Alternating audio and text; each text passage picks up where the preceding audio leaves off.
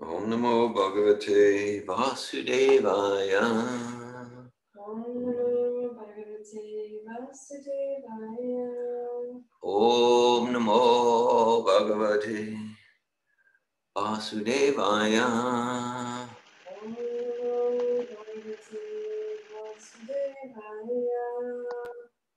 Om Namo Bhagavate Vasudevaya. Om Namo Bhagavate Vasudevaya.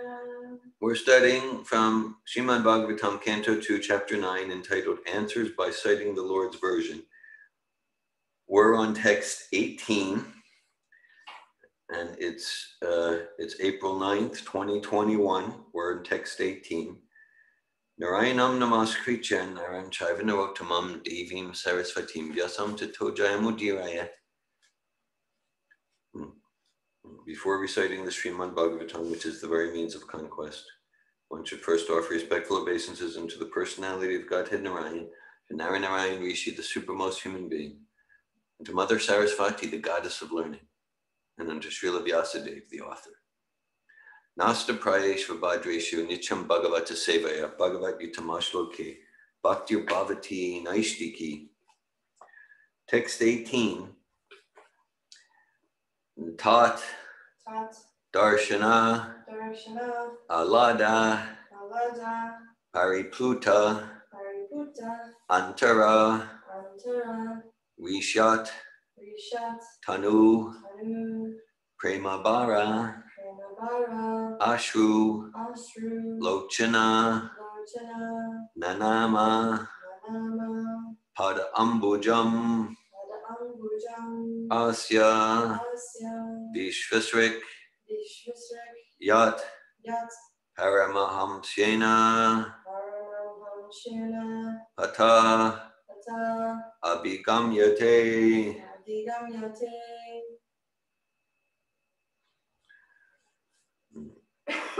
Tadarshana Lada Pariplutantaro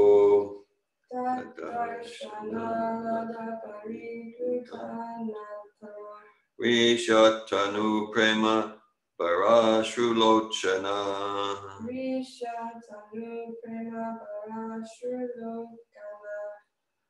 Nanama Padam Bujam Asya Vishvasrig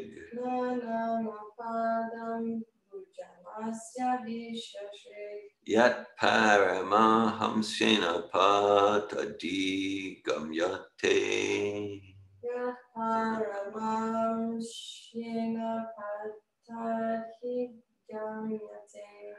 Tadarshana Lada Pariplutantaro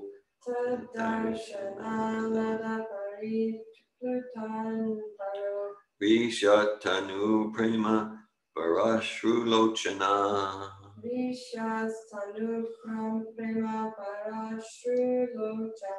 Nanama Padam Bujamasya Vishvasrig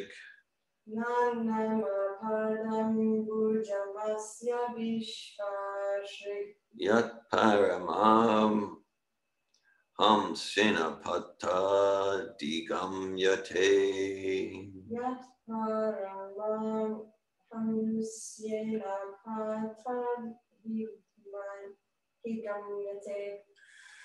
Tat Darshana Lada Pariplutantaro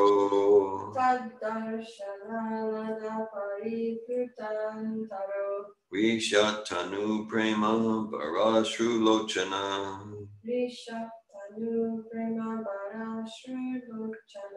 Nanama Padam Bujamasya Vishvasrig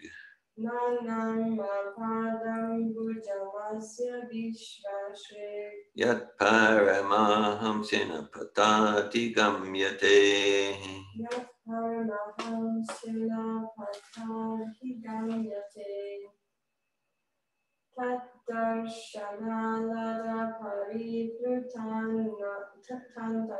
Tadarshana Lada Pariplutantaro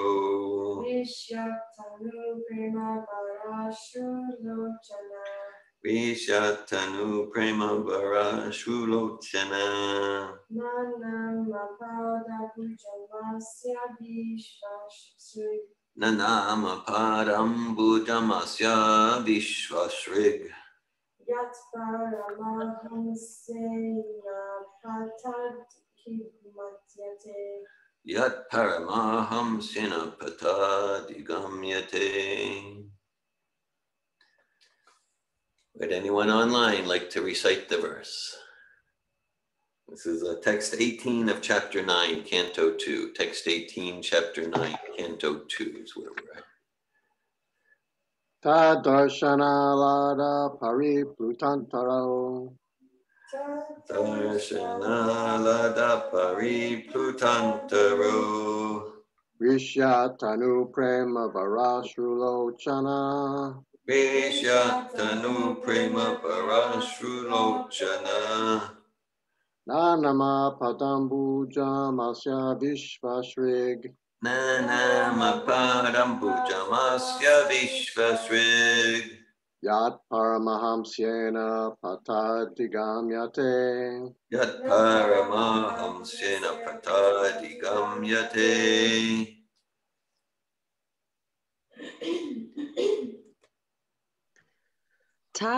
Tadarshana lada pariplutantaro Tadarshana lada pariplutantaro Rishyatanu prema vara shrulochana Vishyatanu prema parashrulochana Nanamapadam bhujam asya vishvashrig Nanama parambujamasya vishvasrig Tat paramahamsenya sena had higamate Yat paramahamsena patadigamyate. We'll go to the word for word. Tat, Tat, by that audience of the Lord. by the audience of the Lord. Darshana, Darshana, audience. audience. Alada, Alada, joy. joy. Paripluta, Paripluta, overwhelmed. overwhelmed. Antara, Antara, within the heart. within the heart. Vishyat, Rishyat, full in ecstasy. full in ecstasy. Tanu, Tanu, body. body.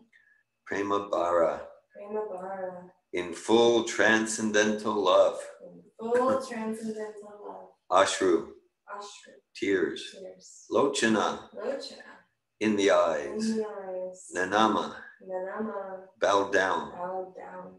Pada ambujam, Parambuja, under the lotus feet. under the lotus feet. Asya, Asya, of the Lord. of the Lord. Vishvasrik, Vishvasrik, the creator of the universe. the creator of the universe. Yat, Yat, which which Paramahamsena, Paramahamsena, by the great liberated soul. by the great liberated soul. Kata, Ta, the path. path, Adigamyate, Adigamyate, is followed. is followed. Translation. Lord Brahma, thus seeing the personality of Godhead in his fullness, was overwhelmed with joy within his heart. And thus in full transcendental love and ecstasy, his eyes filled with tears of love. He thus bowed down before the Lord. That is the way of the highest perfection for the living being, Paramahamsa. Purport by His Divine Grace A.C. Bhaktivedanta Swami Prabhupada. In the beginning of the Srimad Bhagavatam, it is stated that this great literature is meant for the Paramahamsas, Paramo Nirmat Saranam Satam. That is, the Srimad Bhagavatam is meant for persons completely free from malice. In the conditioned life, the malicious life begins from the top, namely hearing malice, namely bearing malice against the Supreme Personality of Godhead. The Personality of Godhead is an established fact in all the revealed scriptures. And in the Bhagavad Gita, the personal feature of the Supreme Lord is especially mentioned, so much so that the last portion of the great literature has emphatically stressed that one should surrender unto the personality of Godhead to be saved from the miseries of life. Unfortunately, persons with impious backgrounds do not believe in the personality of Godhead, and everyone wants to become God himself without any qualification. This malicious nature in the conditioned soul continues even up to the stage when a person wants to be one with the Lord, and thus even the greatest of the empiric philosophers speculating on becoming one with the Supreme Lord cannot become a Paramahamsa because the malicious mind is there. Therefore, the Paramahamsa stage of life can be attained only by those who are fixed in the practice of Bhakti Yoga. This Bhakti Yoga begins if a person has the firm conviction that simply discharging devotional service to the Lord in full transcendental love can elevate him to the highest perfectional stage of life. Brahmaji believed in this art of Bhakti Yoga. He believed in the instruction of the Lord to execute tapa, and he discharged the function with great penance and thus achieved the great success of seeing the Vaikuntha Lokas and the Lord also by personal experience.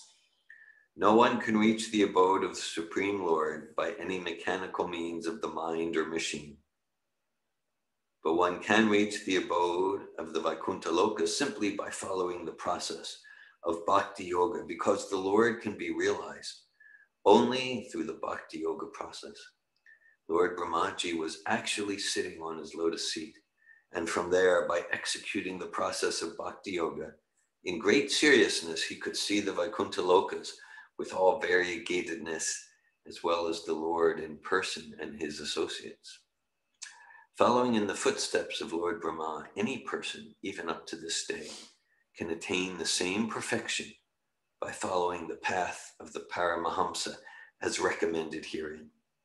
Lord Caitanya also approved of this method of self-realization for men in this age. One should first, with all conviction, believe in the personality of Godhead Sri Krishna, and without making efforts to realize him by speculative philosophy, one should prefer to hear about him from the Srimad Bhagavad Gita and later from the text of the Srimad Bhagavatam. One should hear such discourses from a person Bhagavatam and not from the professional man or from the karmi jnani or yogi. That is the secret of learning the science. One does not need to be in the renounced order of life. He can remain in his present condition of life, but he must search out the association of a bona fide devotee of the Lord and hear from him the transcendental message of the Lord with faith and conviction. That is the path of the Paramahamsa recommended herein. Amongst various holy names of the Lord, he is also called Ajita, or one who can never be conquered by anyone else. Yet, he can be conquered by the Paramahamsa path, as practically realized and shown by the great spiritual master, Lord Brahma. Lord Brahma has personally recommended this Paramahamsa Pantha in his own words as follows. This is a quote from the Srimad Bhagavatam, Canto 10, Chapter 14, Text 3. That chapter is prayers by Lord Brahma after he got bewildered by Krishna, after Brahma tried to steal the cowherd boys and calves.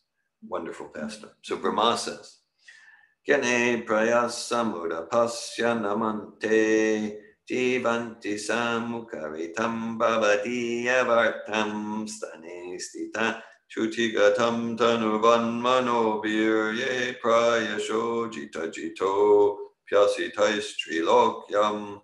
Lord Brahma said, "Oh, my Lord Krishna, a devotee who abandons the path of empiric philosophical speculation aimed at merging in the existence of the Supreme and engages himself in hearing your glories and activities from a bona fide sadhu or saint, and who lives an honest life in the occupational engagement of his social life, can conquer your sympathy and mercy even though you are Ajita or unconquerable. That is the path of the Paramahamsas, which was personally followed by Lord Brahma and later recommended by him for attaining perfect success in life. Om Gyanatimirandasya Gyananjana Shalakaya Chakshurunmilitam Yena Tasmai Shri Gurave Namaha Shri Caitanya Manobishtam Stapitam Yena Bhutale Svayamupakadamayam Derati Svapadantikam Vandeham Shri Guru Shri Uttapakamalam Shri Gurun Vaishnavam Stra Shri Rupam Sagrajatam Saganaraganatam Vitam Tam Sajivam Sadvaitam Savadutam Parijana Sahitam Krishna Chaitanya Devam Shri Radha Krishna Padan Sagana Lalita Shri Vishakan Vitam Stra Hey Krishna Karuna Sindhu Dina Bandhu Jagat Pate Gopisha Gopika Kanta Radhakanta Namostute Tapta Kanchana Gaurange Radhe Vrindavaneshware Vishabhanu Sute Devi Pranamami Hari Priye Panchakalpatu Yubhyascha Kripa Sindhubhyeva Cha Patitanan Pavanebhyo Vaishnavebhyo Namo Namaha Jai Shri Krishna Chaitanya Prabhu Nityananda Shri Advaita Gadadara Shiva Sarikora Bhakta Vrinda Hare Krishna, Krishna Krishna, Hare Hare, Hare Rama, Rama Rama, Hare Hare. Namo Om Vishnu Padaya, Krishna Prestaya Bhutale, Srimate Bhaktivedanta Swaminiti Namine, Namaste Sarasvati Deve Gravani Pacharine, Nirvishesha Shunyavadi Paschatya Desha Tarine. Srimad Bhagavatam, Canto 2, Chapter 9, Text 18. Tadarshana lata pariplutantaro rishatanu prema parashru lochana nanam padam bhujam asya vishvasrig yat paramaham sena patati gamyate. Lord Brahma, thus seeing the personality of Godhead in his fullness, was overwhelmed with joy within his heart, and thus in full transcendental love and ecstasy, his eyes filled with tears of love. He thus bowed down before the Lord. That is the way of the highest perfection for the living being, Paramahamsa. Okay. So this verse describes, we often hear about like the gopis' love for Krishna, or Mother Yashoda's love for Krishna. So here we have Lord Brahma experiencing the topmost achievement of existence, full love for the Supreme Personality of Godhead. Right, such beautiful verse radiating that full love. Lord Brahma, thus seeing the personality of Godhead in his fullness, was overwhelmed with joy within his heart, and thus in full transcendental love and ecstasy, his eyes filled with tears of love. He thus bowed down before the Lord. That is the way of the highest perfection for the living being, Paramahamsa. So this is spiritual emotion at its highest and finest. And then right at the beginning of the purport, Prabhupada, second sentence, Prabhupada writes, Paramo Nimat Saranam Satam. That is, the Srimad Bhagavatam is meant for persons completely free from malice. In the conditional life, the malicious life begins from the top, namely bearing malice against the Supreme Personality of Godhead. And the purport describes a lot about malice. Malice that's a heavy feeling. Malice isn't like, oh, well, in my innocence, I made a mistake, or I tried my best, or no, malice is like, I want to hurt you. I want to bring you down. I want to crush you. I want to destroy you. So I'm just noting the contrast here. This love of Brahma, the pure devotee, for God, for Krishna, right? It's not theoretical. He's experiencing that prema, that transcendental love, and then malice. And so,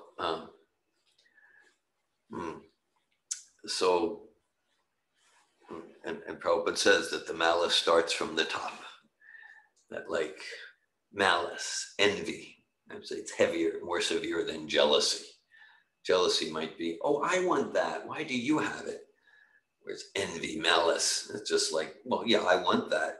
And I want to be sure that you're destroyed. Okay.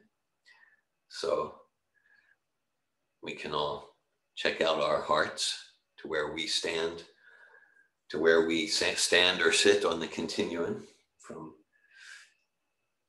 material malice towards that pure love of the Supreme Personality of Godhead.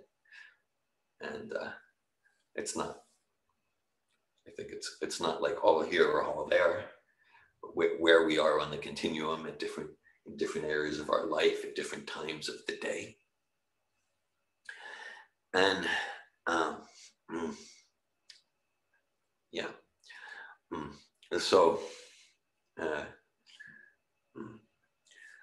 there's a lecture Prabhupada gives. He's talking about how the heart of a Vaishnava is naturally full of compassion. Paradukha Dukhi, quoting Prahlad Maharaj. Paradukha Dukhi means feeling the pain of others as their own pain. Not in a sentimental way, but with knowledge. Bayam Dvitiya, Vidiveshatasya. I know that the root cause of your pain and anxiety is misidentification of the eternal spiritual self with the body. So Prahlad Maharaj or Haridas Thakur and their mood, Srila Prabhupada is like, I don't want to be liberated from material existence till everyone's liberated. Of course, and with that consciousness, then one is naturally liberated because we are pleasing Krishna with that consciousness. And even within this body, ihayasya haryadasya kamana manasagira nikilasvapyavastasu jivan mukta samuchite. We're engaged in devotional service. We're liberated within this body. We don't need to wait till we die to go to heaven or something like that. Of course, in the Vedic description, there's a different. Heaven is also not liberated. Right? Beyond heaven, there's the Vaikuntha planets that are truly, the residents have no anxiety because like Brahma, all he wants is to serve Krishna, and that's always possible. So nothing can take my bliss away. So, okay, so Prabhupada describes here the process. Prabhupada says, this Bhakti Yoga begins if a person has the firm conviction that simply discharging devotional service to the Lord in full transcendental love can elevate him to the highest perfectional stage of life. So Prabhupada's referring to a 9-step process. Adao Shraddha, and the first step is enough trust to, okay, all right, yeah, I have enough respect for this thing, I'll check it out. Maybe just check it out means here on a Friday morning, let's hear some Bhagavatam, or let's read one of Prabhupada's books, or like there's a kirtan, that's cool, Hare Krishna kirtan. Because actually, technically speaking, if we really get into the word kirtan, you can't have Kali kirtan or Shiva kirtan. Kirtan is for Vishnu Tattva. Kirtan's for Krishna, and Krishna's pure devotees. So it means, yeah, enough. Let me check it out. I'm curious. Yeah, they seem like pretty happy people, those who are practicing Bhakti Yoga. Adao Shraddha Tata Sadhu Sangato Bhajana Kriya. And then the process goes towards, okay, I'm getting some taste. I'm losing the lower taste. Then there's something's working here. I am experiencing a deeper fulfillment. Okay, let me associate more with this transcendental sound vibration, with those who are aspiring to give their lives to Krishna. And then we associate more, than the weeds in the heart get pulled more and more. And we become more and more steady, more and more like, yeah, I want to really aspire to be doing this 24 hours per day. This is the real nectar.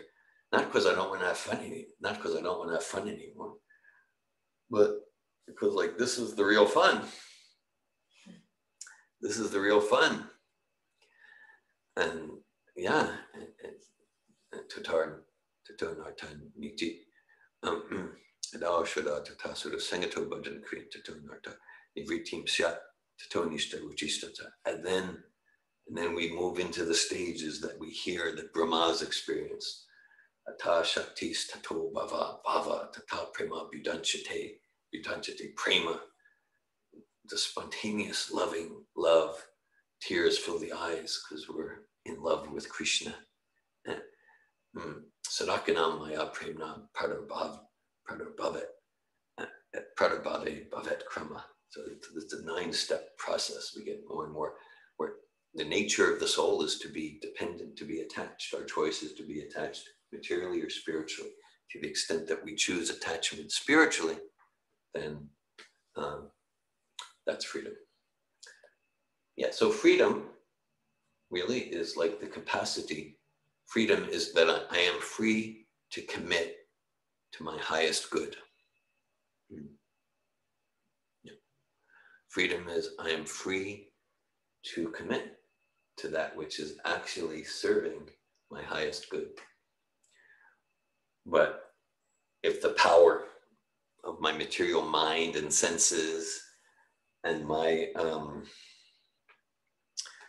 attachment to the approval of society and friendship and this and that, if my subtle and gross material desires prevent me from committing with determination, dritavrata, to my highest good, then I'm not free. Then I'm a slave to the mind, to the senses, to approval, like that. So the process moves us from maliciousness, again, quite a stark contrast, from maliciousness to love of the Supreme Person. It's non-different from love of ourselves, right? Personal growth, it's talked a lot, self-love, right? Well, one thing is like, if our conception is that ultimately I'm a bag of stool and bones and pus and blood, how much love can there be? I mean, if we're just this bag of skin and bones, it's just dead matter. So yeah, we're spirit soul. And in one sense, because this is talking about maliciousness and envy, like if we're not engaging in the full radiant activity of the spirit soul in bhakti and loving devotional service, it's like we're being malicious towards ourselves. Like it's the ultimate in self-sabotaging strategy. The ultimate in self-sabotaging strategy. It's self-envy, envy of the self. Again, envy, maliciousness. Like, not just, oh, I want what you have, but I want to make sure you don't have it. And I want to crush you, bring you down, hurt you. I want to hurt you. So we're hurting ourselves. To whatever extent we're alienating ourselves from self-realization and from bhakti, from the glorious activity of the soul. It's like envy of the self. That's described in Bhagavatam. That's spiritual psychology, or distorted spiritual psychology. So it's a process. And at every point in the process, very key is free choice, self-determination. Krishna speaks the whole Bhagavad Gita to Arjuna. And at the end, he says, he says, now Arjuna, do as you wish to do. Fully honoring Arjuna's free choice, right? And then just like anything, like we have a free choice. I want to get this PhD in physics. I want to learn to become top in the sport. Okay, so that's our choice. What to use our life for. And then we find a teacher. And then we can say, okay, so you want to become expert in physics. Okay, do these homework, take these courses, do these homework exercises. Or even, let's say, more immediate. I'm addressing this because sometimes there's the mentality of like, well, I don't want to just follow this. I want to be free and authentic. Right? So let's say if you come to me and you say, your goal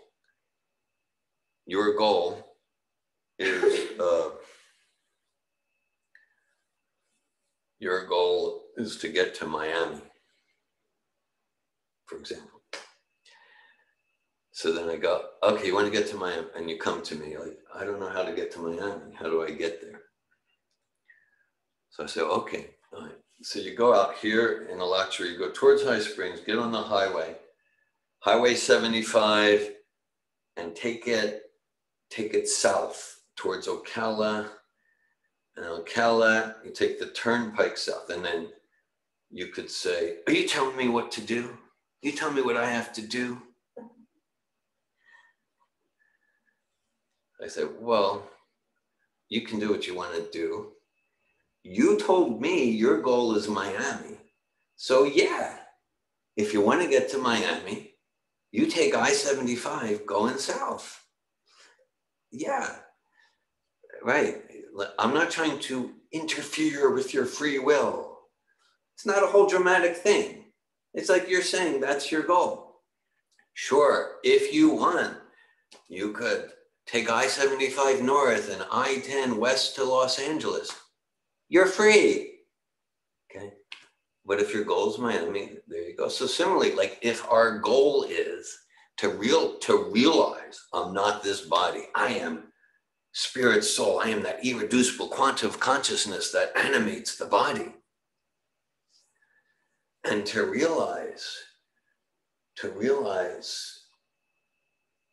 liberation from the embarrassment of being bound by the material modes of nature, to realize devotional service to God, how to please God as a spirit soul, to serve the supreme spirit soul. Okay, so like, yeah, we are encouraged that like, yeah, intelligence means, yeah, make that your goal. At the same time, yate chasi tata kuru, you get to choose. You get to choose. And if that's your goal, here's a manual. Here's a manual. South on I-75, turnpike, like that. Here's a manual. And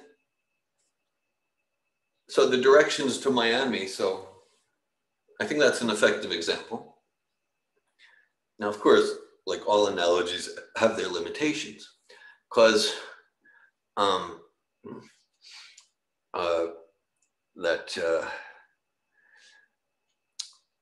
well, in this process, there's no loss. Whereas like if we're following directions, we go, okay, well, David gave me directions in mind. Well, I'll follow some of those directions. But so, okay, so I did I-75 south, but he said, go to Ocala. I'm going to get off at Micanopy. So I'll follow some of the directions. You might end up in Alabama, like really not, like you need to follow them all. But this process isn't like that. So that's where the analogy isn't complete, but the analogy is helpful to help us understand some aspects. That you have a goal, you find an expert, and here it goes. So Bhagavatam's expert, Lord Brahma's expert, Srila Prabhupada's expert. If our goal is, I want to realize I'm spirit soul. I want to realize what serving God, pleasing Krishna means, if that's our goal. So this, Narada Muni describes Tattva Sudharmam Charanam Pujamahara Bhajana Pakota Patetato Yadi Yachukvava Bhajama Buddha Mushikin Kubarta Arto Pachatam Sudharmata. Narada Muni speaking to his disciple Srila Vyasadeva, he says, and even if one makes some progress, but then turns off the road, a little bit here, a little bit there, Narada Muni says, then that's That's your eternal benefit. There's no loss. That's your eternal gain. And Narada goes on, and if one dedicates their life to some material acquisition or material accomplishment, growth or subtle or fame or like that, then Narada Muni asks rhetorically, Kavarta apto bhajatam swadharma, he asks, so what is the gain there? Right? It's all washed away in the tide of time, all washed away, today, tomorrow, a trillion years from now. And even a trillion years, it's not even a lightning flash in the context of the eternal life of the soul. Krishna says in Bhagavad Gita, text 40, Neha bikramo nashoste pratyabhayana vijite swapamapya siddharmasya traite mato bhaya. He says, yeah, in this process, there's no loss or diminution. It stays with us. Right? So that's where the road to Miami analogy doesn't apply, because this is a transcendental process. And so Prabhupada's, so as we all know, a cornerstone of that process is this chanting the names of God, And it was, we were talking this morning, like any name. I'm talking with Kelly this morning. Could be any names of God, right? Right. And now, and there is something special about this Maha Mantra, because it gets us to the more intimate names of God. But Prabhupada's approach was like, if someone is already chanting names of God, he didn't try to switch them.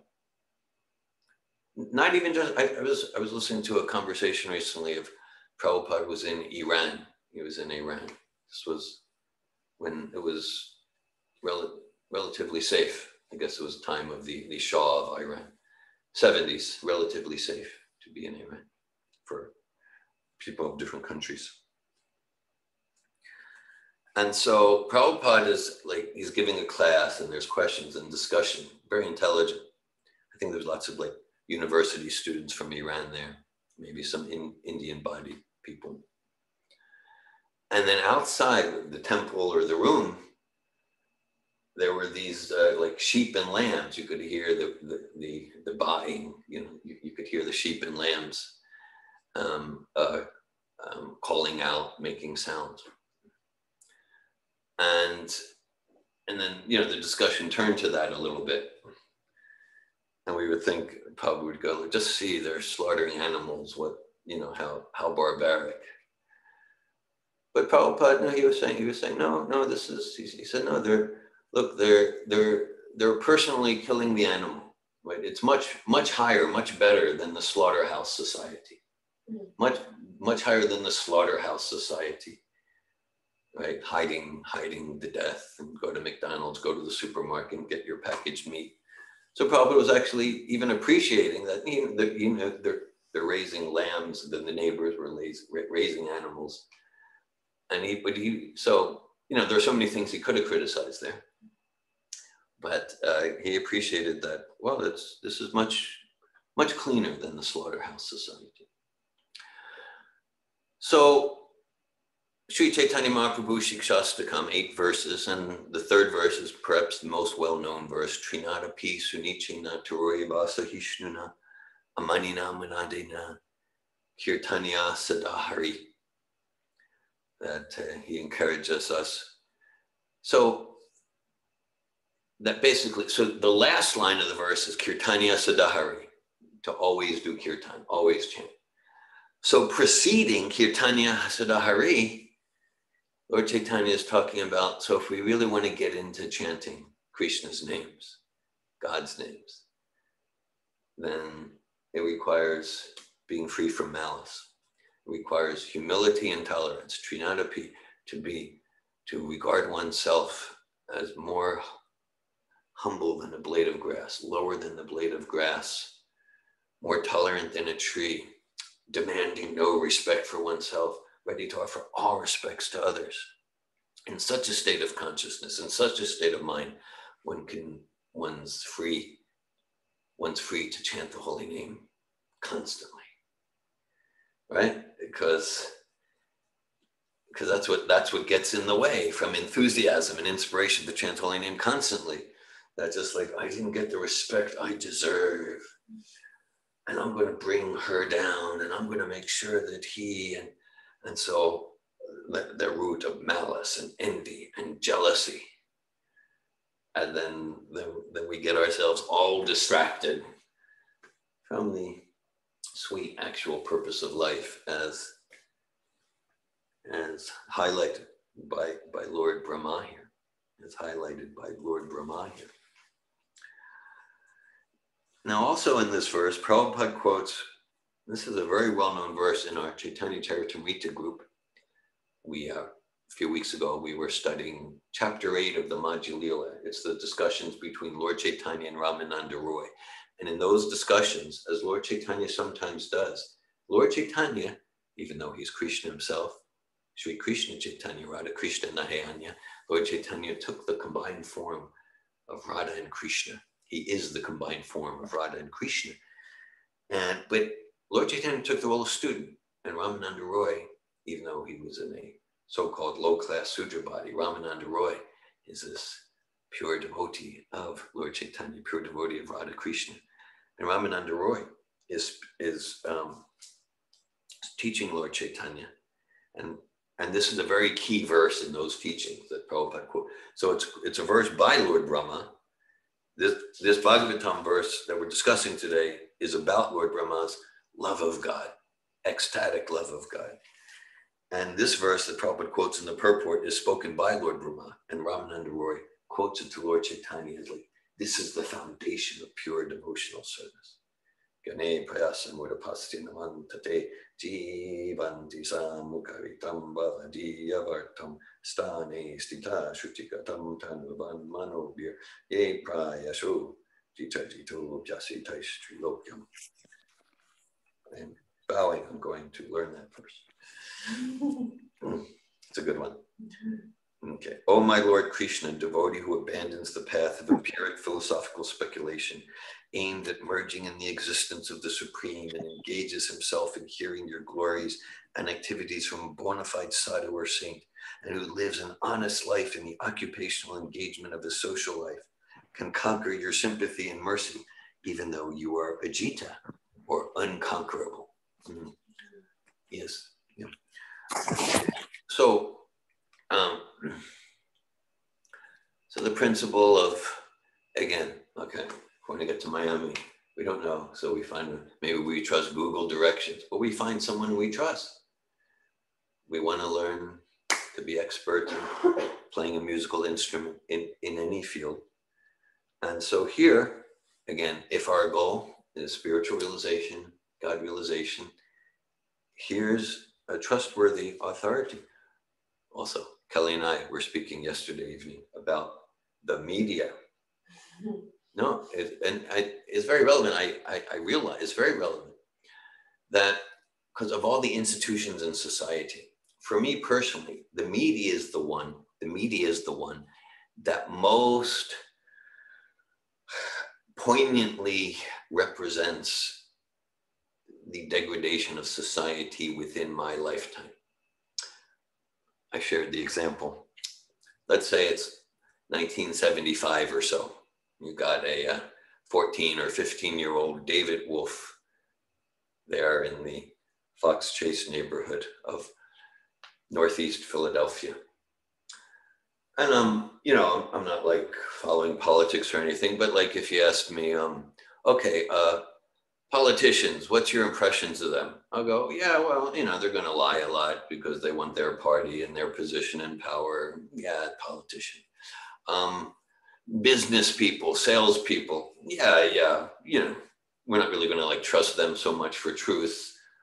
Like they're going to say there's this much mileage, but we understand the way sales goes.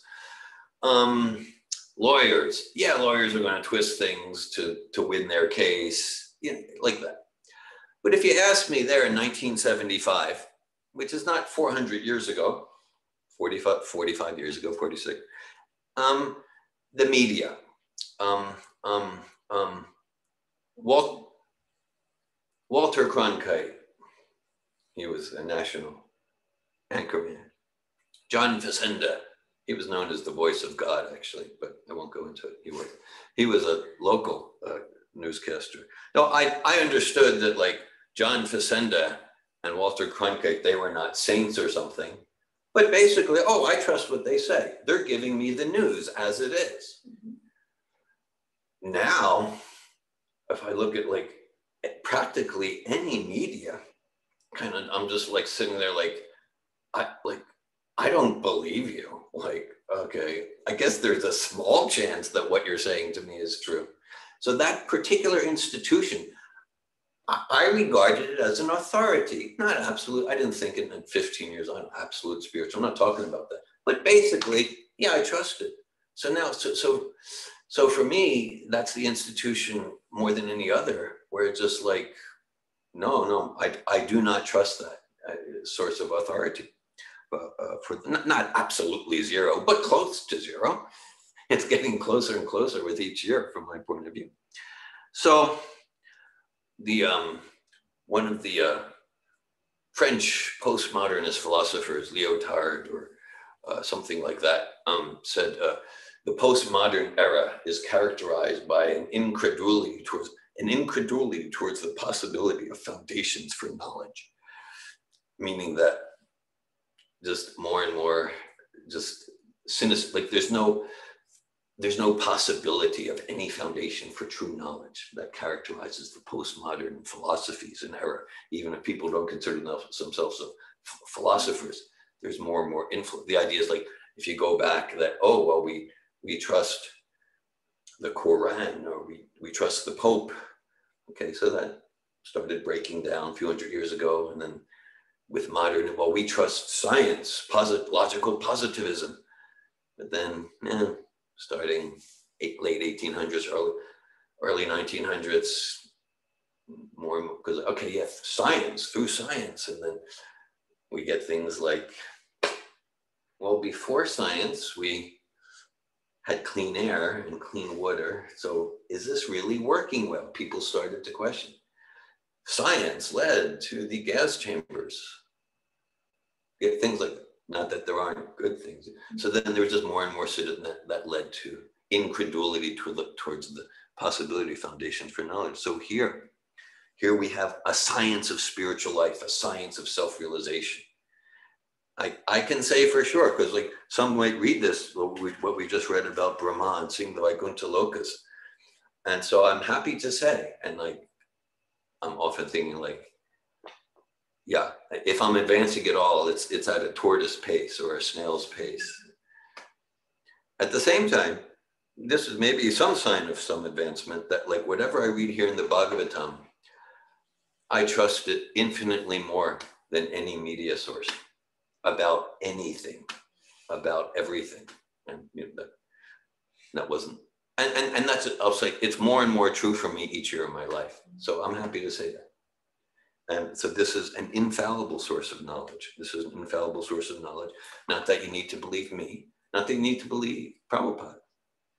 It's like science means, okay, apply your intelligence, see if it makes sense, right? And do the experiment. Apply your intelligence, do the experiment. All of the assertions, they make sense. That, yes, I'm not this body. The body changes, but there's some constant identity. There's such a high level of organization and sophistication, even in a simple leaf. So there must be, it makes sense that there's intelligence behind it. Okay. And then, then there's that which is beyond, like in any sphere, there's that which is beyond material mind and intellect. And then we accept an authority. Again, like examples most have heard me use, Prabhupada uses, right? So like, do you believe that there's something called atoms, electrons, and protons? Yeah, we probably all, I believe it. Yeah. Okay. So have I ever seen atoms, electrons, or protons? No. And maybe practically no one here, because now we could go through the education process and get access to the equipment where I guess you see something. We could, but we haven't. It hasn't been our life goal. So there's some scientist or some book that our teachers gave us in 4th grade about the and yeah, okay, I accept. Have I ever seen Tibet? No, but I read a travel brochure. I have a friend who saw Tibet. It means there's some authority we trust for that which is beyond our perception. And so we have Srimad Bhagavatam, Bhagavad Gita coming through parampara. Parampara means one after the other, coming through parampara. Our sampradaya is called the Brahma. He's the subject of this verse. He's the subject of this verse. Brahma Madhva Gaudiya Sampradaya. Gaudiya indicates Lord Caitanya. That he was the beginning of the Gaudiya branch of Vaishnavism. And so it's infallible knowledge coming down. We're invited, encouraged, apply our intelligence. Blind following is discouraged, and closed-minded cynicism is discouraged. Apply our intelligence, and with whatever level of trust we have, give ourselves to the process. If we don't give ourselves to the process, we'll give ourselves to some other process. We'll give ourselves to the process of do whatever my mind, belly, and genitals tell me to do. We'll give ourselves to the process of what the guy on TV says I should do. We're going to give ourselves to some process. So where's the most intelligent, fruitful process to give ourselves to? Srimad Bhagavatam, Canto 2, Chapter 9, Text 18.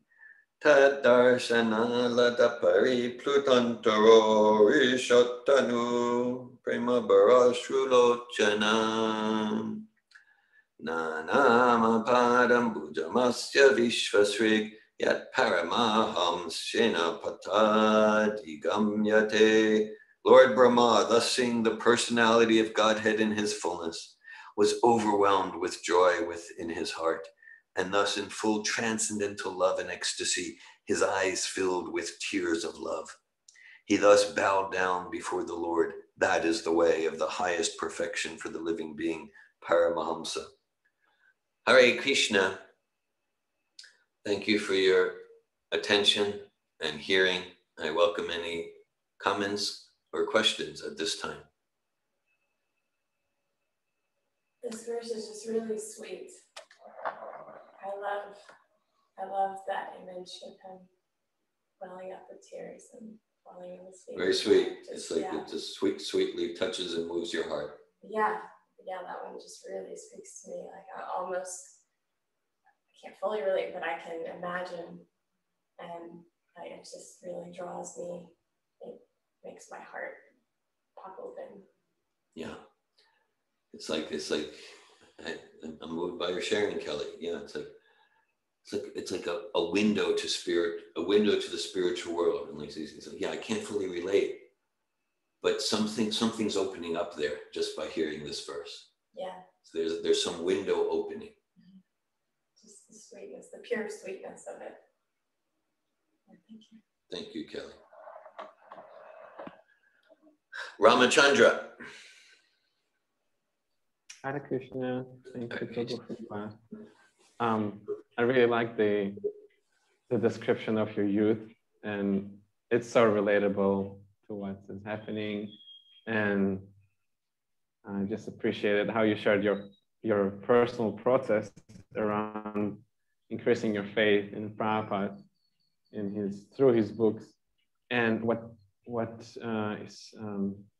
is coming from me around that is noticing so many apparent contradictions in devotees' views about Prabhupada books. Like there are so many topics that devotees are not all the devotees are agreeing about, like there's like moon landing and like the arrangement of the universe and even of this earth, of this planet.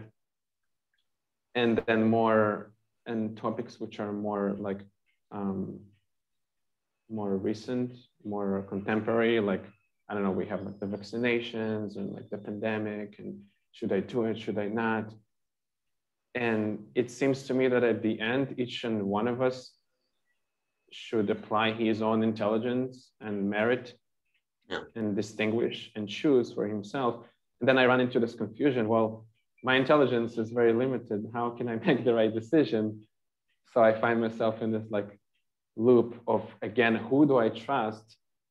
Because I already tried to like trust Prabhupada according to my intelligence and my application of the philosophy. But at the end, again, I'm like, I see myself looking for that additional authority to Prabhupada's teachings. Was wondering, what do you think about that experience? Okay. Yeah, thanks for sharing, Ramachandra. Yeah, so those who read Prabhupada's books, those who aspire to follow Prabhupada, you know, devotees have different realizations. I'll say different perspectives and different levels of realizations. So yeah, I mean, I have realizations about some things Prabhupada writes that weren't there for me 10 years ago, what to speak of 35 years ago, like say the first time I read through Bhagavatam, and things that,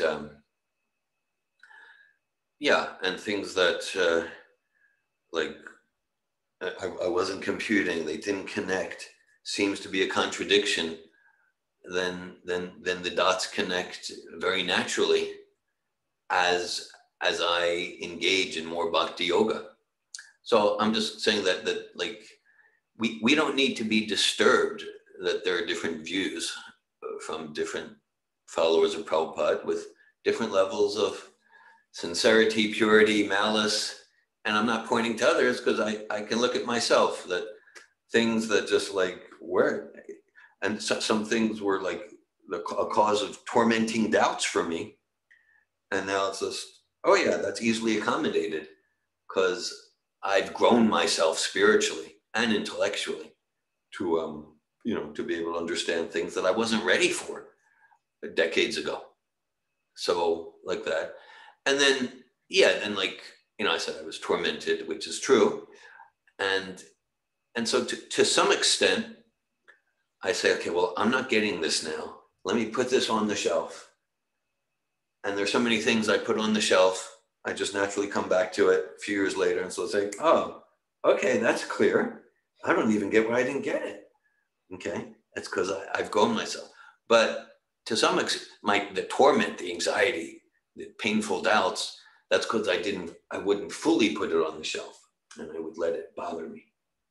Okay, so ideally, yes, as Prabhupada says in this verse, the Bhagavatam starts, Dharma Pojita Koita Charpamuni Matsarinam Satam Vejam Vastavam Achavastu Shivadam Tapo Traun Mulanam. Bhagavatam starts and says, this is for the Paramahamsa. This is for the completely non-envious soul whose heart is free from malice and envy. So then it doesn't mean we shouldn't read Bhagavatam, but it means if I'm reading Bhagavatam, I should get that I'm not going to get all of it because in a sense, I'm not qualified, right? I am not that malice-free person.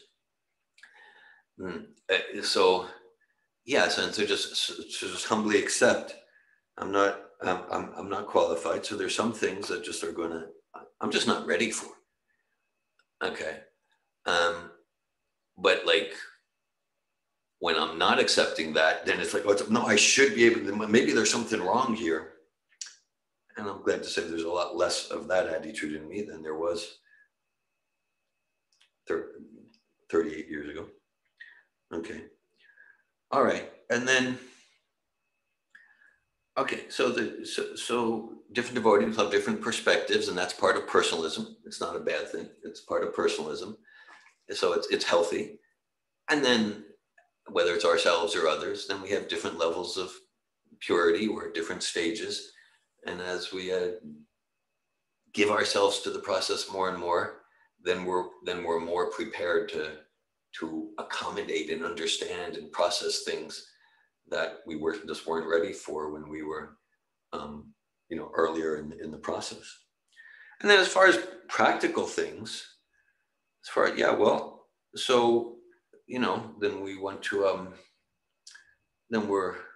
it's our responsibility to use our intelligence. It's our responsibility to use our intelligence.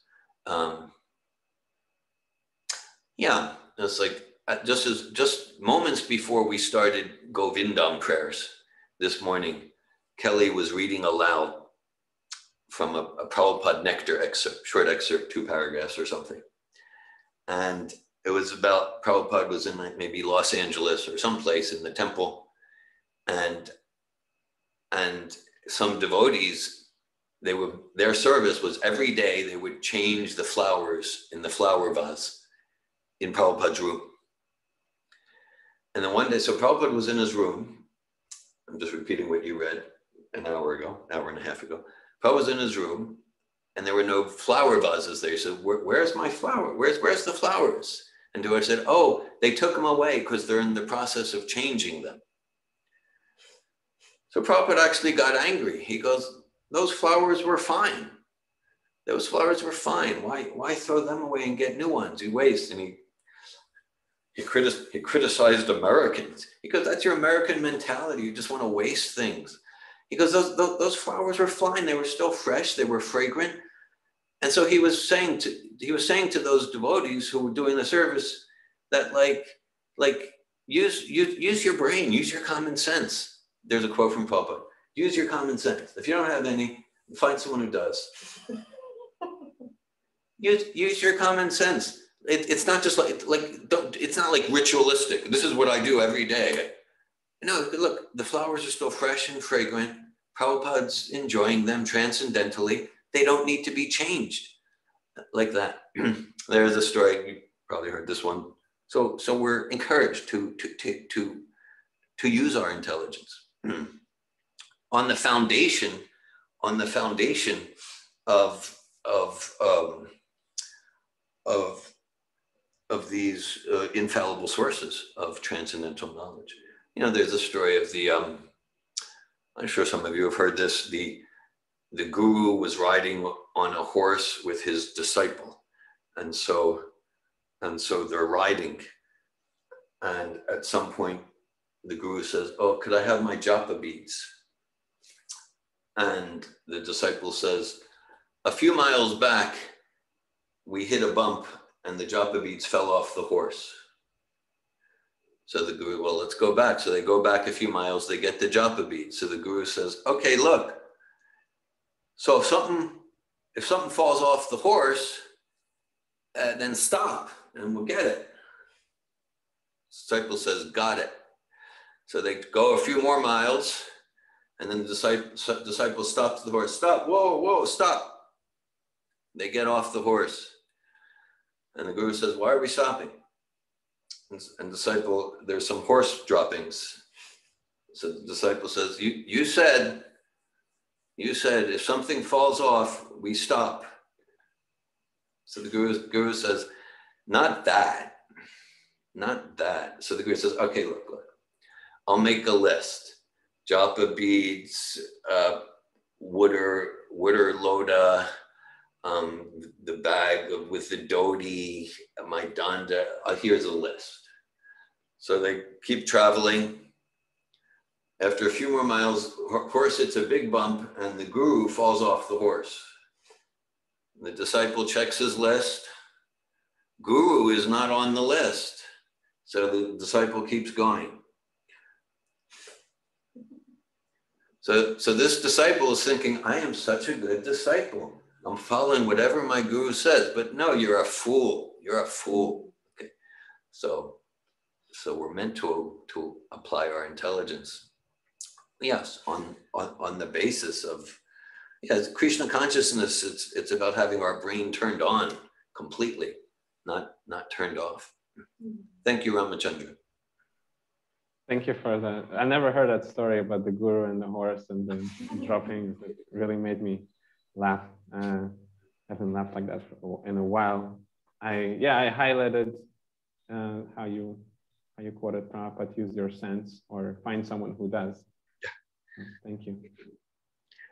Thank you, Ramachandra. Len. Hi, Krishna. Good morning, everybody. So yes, David, I appreciate the references to John Facenda and Walter Cronkite, and and then as far as the weather goes, you had Jim O'Brien, people you believe, right? Precisely. So I'm wondering, having grown up in that era, of going from that in boyhood into the postmodern era where you start questioning everything and question authority and God is dead and there's like no trust in, you go through Nixon and Watergate and Vietnam, there's no trust in any authority. And I'm just wondering how you personally got from the point of that postmodern atheistic lack of trust to trusting, Srimad Bhagavatam, trusting the bhakti process. Fill in the dots. How did you get from one place to the other? It seems like a big step, big change in having faith in bhakti coming from this skepticism, I'm just wondering what helped you to get there and how you did it. Okay. Thank you, Len. I appreciate your personal question. I'm still in process, and I'm in process, and at the same time, I have enough experience to know this process works, and Bhagavatam is infallible source of transcendental transformational knowledge. I'm just like here toward the middle of the purport, Prabhupada writes, following in the footsteps of Lord Brahma, any person, even up to this day, can attain the same perfection by following the path of the Paramahamsa as recommended herein. Okay, so yes, starting in fall semester of September 1980 in State College, Pennsylvania, I started reading Prabhupada's books, Science of Self-Realization, Beyond Birth and Death, started taking some prasad, hearing some kirtan, like that. So, not that I would have said it at the time, but looking back more than 40 years, I don't know if Prabhupada's right or wrong. I don't know who this Prabhupada is, but he has firm conviction in what he's saying. He's got firm conviction. Now, just because someone would have firm conviction, and if I apply my intelligence, what they say, they go, it's like, well, that's stupid. That doesn't make any sense. But at the same time, I could see he had firm conviction. It wasn't just theoretical. He was realized in what he was saying. Again, maybe it's not my path. And then, okay, I applied my intelligence to basic things, like the difference between the soul and the body. I applied my intelligence to everything. And I couldn't even admit it to myself, what to speak of others. But at some level, I thought, this makes more sense than anything I'd been exposed to. And I took so many university courses and programs, and I'd been to, when in summer of 83 and 83, 84, I studied at a yeshiva in the old city of Jerusalem. I'd been to born again Christian meetings. I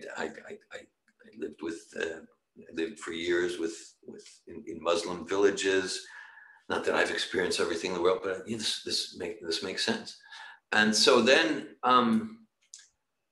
it satisfied my intelligence, and what Prabhupada was giving, not that I would have said it at the time, but he seemed just really pure and unmotivated. There's no other agenda like there was with practically everyone else, or absolutely everyone else. Again, not that I would have said that about Prabhupada back in 1982, but as I was reading his books, there's a different quality here, and it's experientially, and it satisfies my intelligence. The prasadam was amazing, and I'm saying that, not just jokingly, that the food's amazing, and they dance in kirtan, and the idea of, I wasn't vegetarian yet. But I could tell, that's an attractive idea. It made sense. And they're not doing drugs. It's a stay high forever program.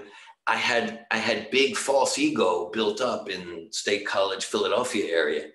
So I couldn't even give myself permission to start practicing more than just going for the prasad. So in the summer around May, June of 1983, I left America for the first time, really left the East Coast. Till that time in my life, I'd been from Pennsylvania down to Florida, up to Boston, and never even been west. And so I went to England, backpacked around Europe, and then there weren't all these people who knew me. And then I started chanting Hare Krishna. I started chanting japa, and I got more and more experience that the theory in the books, which satisfies my intellect, wow, I'm practicing the process, I'm feeling something. So intellectually, experientially, the apparent purity of the teacher, it all combines together. It combined together and still does, such that not gonna say each day, but each year of my life, deeper and deeper trust based on experience, rationality, and Prabhupada's purity, and the purity of his sincere followers.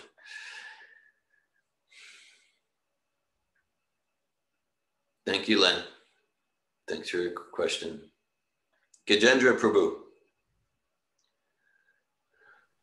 Hare Krishna.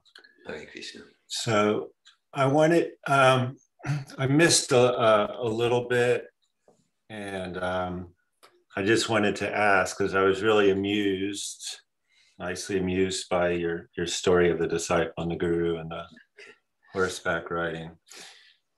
Have you mentioned the maybe different classes of service that disciples render, beginning with the disciple who is very intuitive and accurate in understanding the heart and mind of his guru and rendering appropriate service?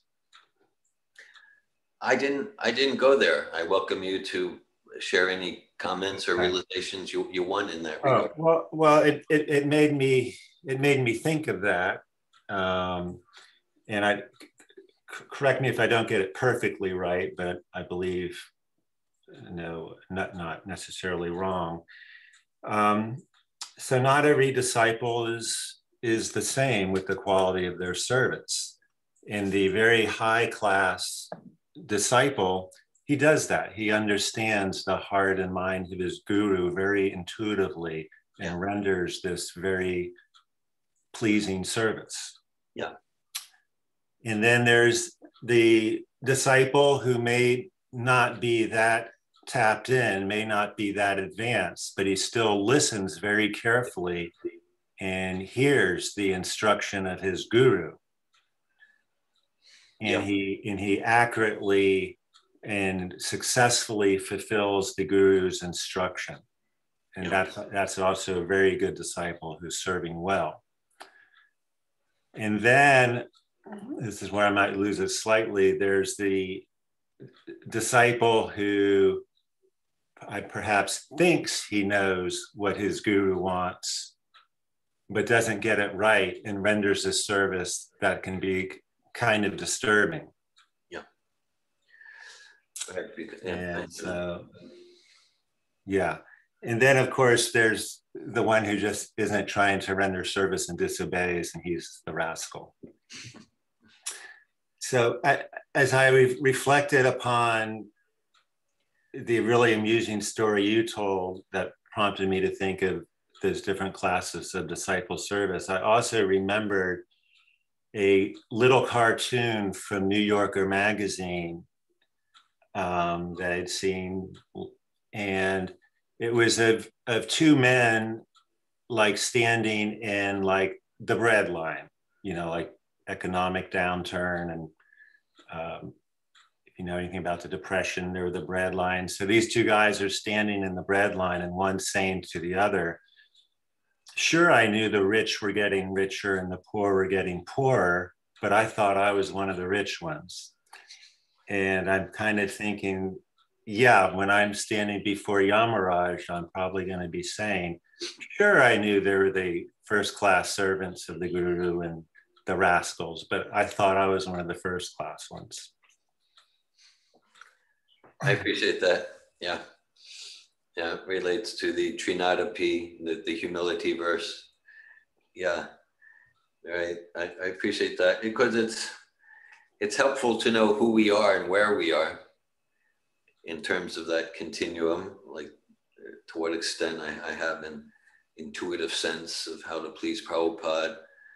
And if I'm thinking that, of course I'm on that spontaneous intuitive platform, if I'm thinking I'm there more than I am, then that can get me into trouble.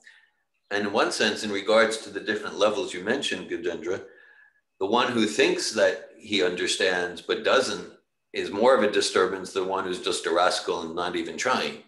Yeah. That would be, yeah. And so, this points to the importance of association, the importance of association to endeavor to associate with those who are sincere, association with like-minded followers of Prabhupada, who also who have the courage and clarity and willingness to share honest feedback with us. So that, to help us see blind spots that in material conditioning we tend to have. I appreciate your sharing. Thank you, Gajendra. Thank you.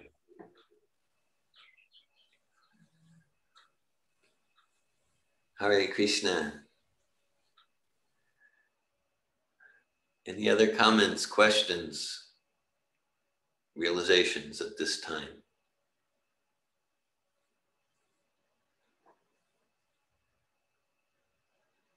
Okay. Thank you all for your association. I appreciate you. Srimad Bhagavatam ki jai. Jai. Srila Prabhupada ki jai. Jai. Hare Krishna. Hare Krishna.